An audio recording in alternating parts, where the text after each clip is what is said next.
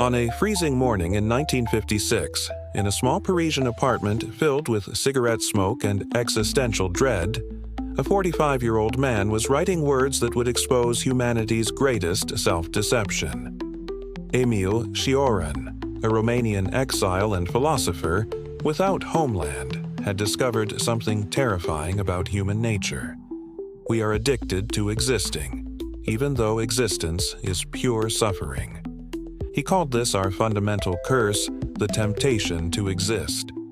The irrational compulsion that keeps us clinging to life despite knowing it's meaningless. What Cioran uncovered about why humans refuse to let go will shatter everything you believe about the meaning of life, death, and why we desperately fight to stay alive in an indifferent universe. Emil Cioran was born in 1911 in Rășinări, a small village lost in the Romanian Carpathians, where Orthodox bells rang through mountain mists and peasants lived closer to death than life. Son of an Orthodox priest, he grew up breathing incense and watching his father perform last rites on dying villagers. But instead of finding comfort in religion, young Emil became obsessed with a disturbing question. If life is so precious, why does everyone seem so miserable? At age 10, while other children played innocently, he was already contemplating suicide, not from depression, but from intellectual curiosity about what lay beyond existence. His father, hoping to nurture religious devotion, instead raised a future destroyer of all comforting illusions. At 18, Cioran moved to Bucharest to study philosophy.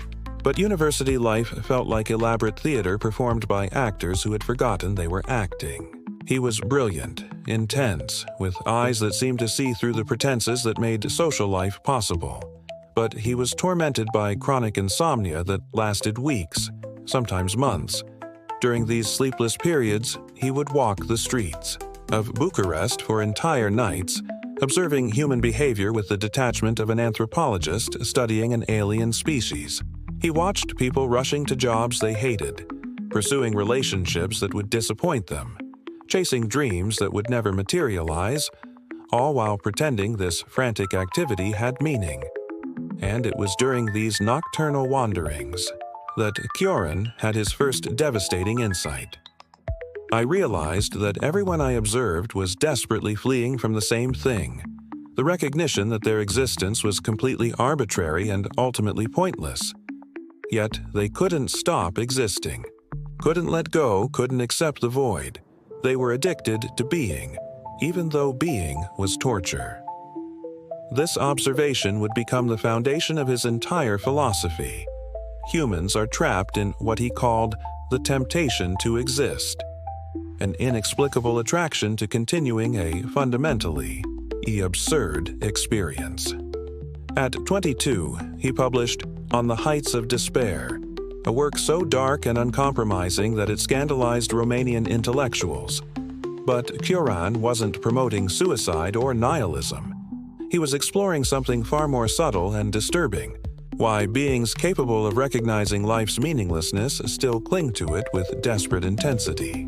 Why do we fight death so fiercely when we know existence offers no ultimate purpose? Why are we tempted to keep existing even when we understand existence is suffering? In 1937, Cioran won a scholarship to Paris, a city that would become his laboratory, for studying the human condition. He would never return to Romania, choosing permanent exile as the only honest response to being born into a world that felt fundamentally alien. During World War II, while civilization collapsed around him, Cioran made his most disturbing discovery about human psychology. Watching people flee Nazi persecution, he realized that even in the face of extreme suffering, humans didn't want to die. They wanted to live, desperately, irrationally, against all logic. I observed refugees who had lost everything, he wrote. Family, possessions, homeland, dignity. They had every rational reason to give up, yet they clung to existence with animal tenacity. This taught me that the temptation to exist operates below the level of reason. We don't choose to live. We're compelled to live by forces we don't understand and can't control. This insight led Cioran to develop his theory of existential addiction. Just as drug addicts know their substance is destroying them but can't stop using, humans know existence is ultimately meaningless but can't stop existing. We're addicted to consciousness, to sensation, to the mere fact of being, even when being brings nothing but confusion and pain. In 1956, Cioran published his masterpiece, The Temptation to Exist, which explored this addiction with surgical precision. The book caused immediate scandal because it exposed something people felt but couldn't articulate: the shameful secret that we're all desperate to keep living even though we can't explain why. Cioran identified what he called the 3 pillars of existential addiction that keep humans trapped in the cycle of meaningless existence. The first pillar, the illusion of progress. Humans convince themselves that tomorrow will be better than today, that next year will bring meaning that this year lacks, that eventually life will make sense. This hope addiction keeps us postponing the recognition that existence itself is the problem, not its circumstances. We're always waiting for life to begin, never realizing that the waiting is the life. The second pillar, the fear of nothingness.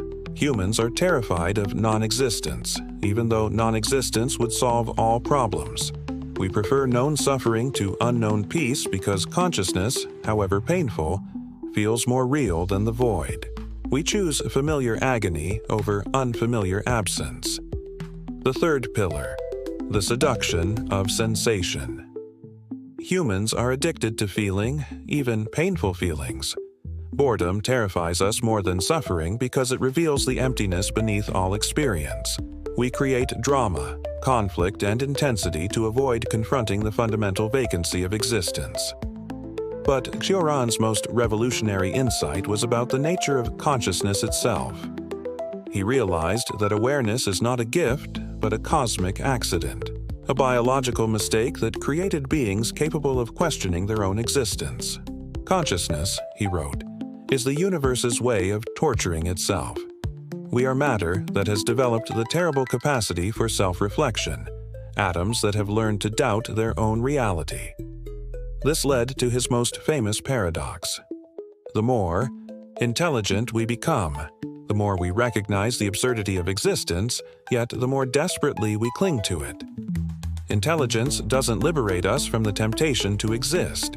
It intensifies it by showing us exactly what we're addicted to and why we can't stop. Cioran spent decades studying what he called the aesthetics of despair, the strange beauty that emerges when humans fully recognize their condition but continue existing anyway. He discovered that the most profound human experiences occur at the intersection of understanding and persistence, where we simultaneously grasp our cosmic insignificance and refuse to surrender to it. I have learned, he wrote, that the deepest joy comes not from hope or meaning, but from the sheer absurdity of continuing to exist despite knowing better. There is a perverse pleasure in being conscious of consciousness, in watching oneself be tempted by existence even while seeing through the temptation. This is why Cioran, despite being the most famous pessimist in philosophy, lived to age 84. He wasn't sustained by hope or meaning, but by fascination with his own existential addiction. He became a connoisseur of futility, an expert in the art of persisting without purpose. His life was a kind of philosophical experiment. How long can a human continue existing once all illusions have been stripped away? The answer, apparently, is 8 decades. Cioran discovered that once you fully accept the meaninglessness of existence, a strange freedom emerges.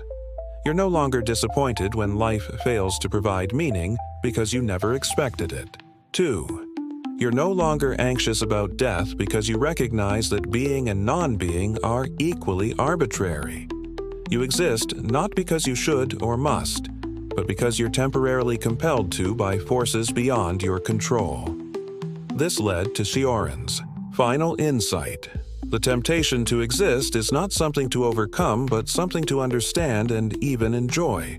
We are tourists in consciousness, visiting a strange land called existence for reasons we'll never comprehend. The only honest response is a kind of philosophical tourism, experiencing everything while believing in nothing. Today, Cioran's ideas about existential addiction are more relevant than ever. We live in an era of unprecedented material comfort yet epidemic mental illness, suggesting that the problems of existence can't be solved by improving external conditions. Millions of people report feeling empty despite having everything previous generations dreamed of. They're experiencing what Cioran predicted, the revelation that existence itself, not its circumstances, is the source of human dissatisfaction. Social media has created a global laboratory for studying the temptation to exist. People curate fake lives online, desperately seeking validation for their existence, yet the more attention they receive, the more hollow they feel. They're addicted to digital existence just as their ancestors were addicted to physical existence, compulsively engaging in activities they know are meaningless but can't stop performing. The rise of nihilistic humor, existential memes, and ironic detachment among young people suggests a generation that has intuitively grasped Cioran's insights. They understand that life has no inherent meaning, yet continue living with a kind of self-aware absurdism that would have fascinated the Romanian philosopher. They've developed what Cioran called lucid despair, the ability to see through everything while still participating in the illusion. Mental health crises in developed nations can be understood through Cioran's framework as symptoms of existential withdrawal. People raised on promises of meaning and purpose discover that these were always marketing slogans for the business of existence. When the promised meaning fails to materialize, they experience what addicts call withdrawal, the painful recognition that they've been dependent on something that was never real. But Cioran's philosophy offers an unexpected form of consolation. If existence is an addiction we can't overcome, we might as well become connoisseurs of the experience.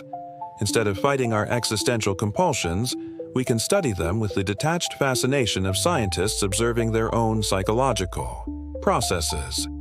We can become experts in our own absurdity. This perspective transforms suffering from a problem to be solved into a phenomenon to be explored. Depression becomes data about the nature of consciousness. Anxiety becomes information about the structure of existence. Boredom becomes evidence of our deeper wisdom, the part of us that recognizes the futility of all activity yet continues anyway. Cioran's influence on contemporary culture is everywhere once you know how to see it. The popularity of meditation apps reflects our growing awareness that consciousness is something we need to manage rather than simply experience. The rise of absurdist comedy suggests collective recognition that existence is fundamentally ridiculous. The decline of traditional religion and the rise of spiritual materialism indicates humanity's gradual maturation beyond the need for cosmic meaning. But perhaps most significantly, the growing acceptance of mental illness as a normal part of human experience reflects Cioran's insight that existential pain is not a bug in the human system, but a feature. Consciousness naturally produces suffering because it's designed to question itself, to doubt its own validity, to recognize its own arbitrariness. Young people today are developing what Cioran would recognize as existential maturity, the ability to function effectively while maintaining philosophical detachment from their own lives.